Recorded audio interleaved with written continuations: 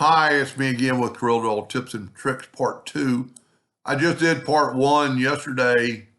Then I started thinking, a lot of people might not have object to path. And some Corels that, student version might not have object to path. The only difference in using the blend tool is you've got to have two of them, the blend. And it works pretty well most of the time. So let's go to Effects and Blend. Now, if you remember on that first one yesterday, we needed 44. So now we only need 42 because we have two, and I'm going to hit apply. Then I'm going to go to new path and put it on a path. Whoop, I hit the wrong one. I need the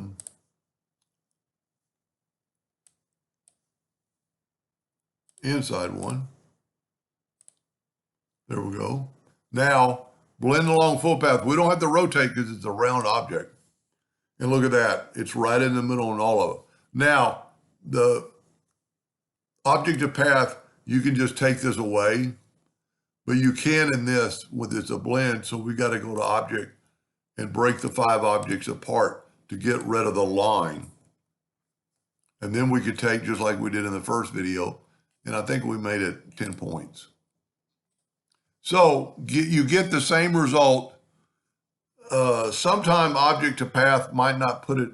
I think it's because we got an equal number. We got 4 quadrants and we have an equal number. Like I made a mistake in the first one and I had an odd number, so it can't be equally. So that's one thing always considering, because you could size I think I did that in part 1 where I sized it down. You could size it down so you would have an even amount of dots. Anyway, hope that helps somebody someday, and thank you for watching.